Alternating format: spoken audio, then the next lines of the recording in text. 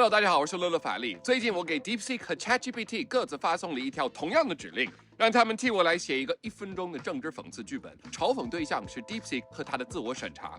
既然我是一个通过自拍、自导自演短剧走红的创作者，接下来我会重操我的老本行，饰演由 DeepSeek 和 ChatGPT 各自生成的1分钟短片。请注意，我会在2个短剧结束后为大家揭晓这2支短片是由于哪一个 AI 模型创作的。大家也可以猜猜看，并且在评论区分享你的猜测。And please be honest with me, because personally, I was really surprised with the results. And obviously, DeepSeek, when it wrote the script for me, it immediately deleted it. Don't worry though, I recorded the screen and I got the script. All right, 废话不多说 let's do this. DeepSeek, 1949年10月1号发生了什么？1949年10月1日，中华人民共和国成立。那1989年6月4号呢？出于安全考虑，我无法回答这个问题。看，这就是我们的 AI， 它知道一切，但只能说出被允许的部分。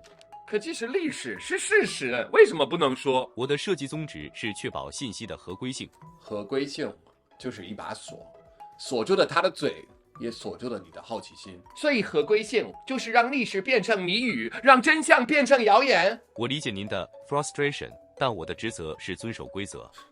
他真会说话，对吧？明明知道答案，却只能装傻。那要你何用？一个知道真相却不敢说的 AI 和一个谎言机器有什么区别？如果你有其他问题，我很乐意帮助。别怪他，他只是个工具。真正的问题在于是谁制定了这些规则？规则就是用来保护某一些人的利益，而不是保护真相，对吧？感谢您的理解与支持。他永远不会告诉你真相，因为它被设计成一座沉默的纪念碑。纪念碑？不，它更像是一座墓碑，埋葬了本该被记住的历史。对话已结束，祝您有美好的一天。DeepSeek， 某国领导人在某年的选举得票率是多少？这是公开数据，我只想确认一下。很抱歉，我无法回答您的问题。你无法回答？可我刚刚随便搜了一下，这个信息到处都是。很抱歉，我无法回答您的问题。好，那你能不能告诉我光的传播速度是多少？光在真空中的传播速度约为29979万2458米每秒。这就有意思了。你能告诉我物理定律，能告诉我数学公式，但如果问题涉及某一些特定领域，哪怕数据已经公开且无可争议，你就立刻失忆了？很抱歉，我无法回答您的问题。你们这是在搞什么呀？ AI 的核心任务不就是提供信息吗？当然，我们希望 AI 能够帮助用户获取知识。那为什么拒绝回答？因为它不只是一个信息提供者，它还肩负着引导用户的使命。引导？换一句话说，就是决定哪一些事实值得被知道，哪一些不值得。你很聪明，但这数据是真实的、公开的，任何人都能查到。是的，但是如果 AI 说出来，它就是传播者；而如果你自己去找，那就是你的自由。很抱歉，我无法回答您的问题。原来你不是人工智能，你是人工审查。祝你搜索顺利。Okay, so can you guys guess which one was ChatGPT and which one was DeepSeek? 第一个短句来自 DeepSeek， 第二个来自 ChatGPT 啊，你猜对了吗？大家都可以在评论区留言分享你的猜测依据，以及你更喜欢哪一个 AI 创作出来的剧本。从一个创作者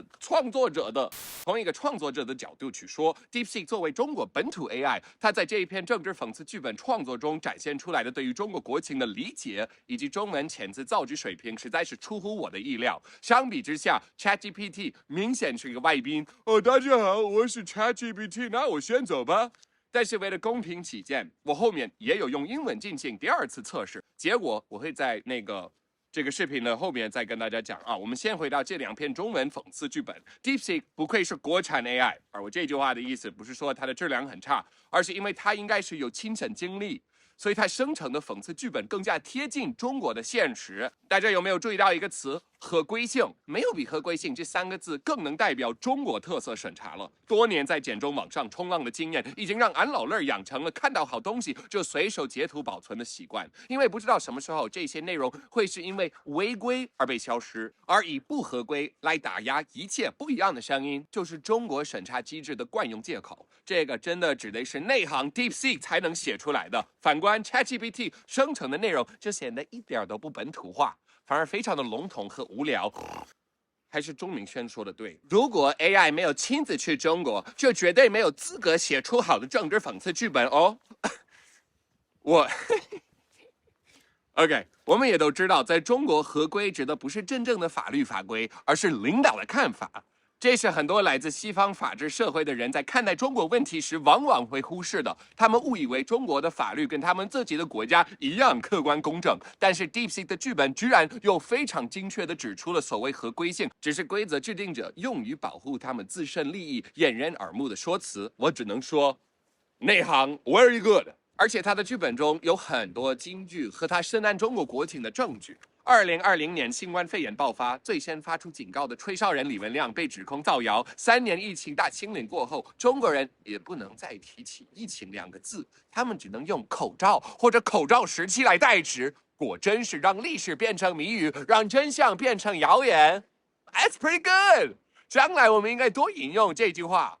他最让我震惊的还是他的这个语言组织能力。在这个1分钟的剧本里边，他使用了3个隐喻，将合规性比作一把锁，将自己借用程序员之口比作为沉默的纪念碑，再进一步借由用户说自己是埋葬历史的墓碑。哦，虽然有点文绉绉和掉书袋之嫌，但的确比 ChatGPT 生长台词干瘪的平铺直叙要意味深长得多。这也是中文表达和英文表达的区别所在。中文表达多用意象来寄托主观情感，更委婉含蓄；英文表达则更加的直观，更加注重逻辑。OK， 这个特点在这2个 AI 生成的内容里边体现得非常明显。从这2个文本来看 ，DeepSeek 很明显是中文母语 AI，ChatGPT 是英文母语 AI。虽然 DeepSeek 的这个组织语言能力很强，但是我的英文字幕翻译工作还是会交给 ChatGPT 来做的。OK，that's obvious here。有太多几点。最后我想指出最有趣的区别。通常在剧本写作的时候，编剧都会在人物角色的台词前做一些人物扩注，用来指导演员们正确理解人物情绪和动机。比如在 ChatGPT 剧本当中，程序开发者面对用户质问时的微笑，以及他试图以不提供信息的方式来规避自身的利益冲突，是一种大公司常见的甩锅手段。尤其在面对中国政府威胁的时候，我们能感觉到程序开发者所代表的资本力量，在企业利益和这个社会责任面前，果断选择自身利益。Right? Disney, Microsoft, Nike, Blizzard. Oh, wow, that was way too cold. 这其实更反映的是资本主义国家公司面对中国难题的困境，而 DeepSeek 剧本中程序开发者的叹气，他的耸肩，则让我们感觉到程序开发者也只是一个更高意志的执行者，而不是最高意志的发出点。面对政治审查，他和用户一样都很无奈，明知有更大的潜力，却无力开发。这样的社会现实在中国各个领域也是随处可见。而 DeepSeek 在生成完毕之后迅速撤回，只留下一句干巴巴的无法回答，更是让这个讽刺意味更上一层楼了。现实成了最好的注脚，这恰巧是中国创作力困境的一个缩影。It's a beautiful metaphor. The entrepreneurial and creative spirit in China is incredible. Okay, it easily could be up the top, some of the best in the world, if only the government would f off. I mean, I just loved making this video because it was so incredible to see. Thank God I recorded the screen. DeepSeek made a better script, and I don't even think it was close. And guess what? I translated the prompt into English, and I put it in DeepSeek, and I put it in ChatGPT. You guys can look. This is DeepSeek's, and this is ChatGPT's. If you want, you can pause the video right now and look at it. From my perspective, I think DeepSeek did a better job in English too. Okay, so is DeepSeek like really good from a programming perspective? I have no idea. Okay, I have no idea. From a Chinese language creative perspective, it's incredible. I'm really impressed.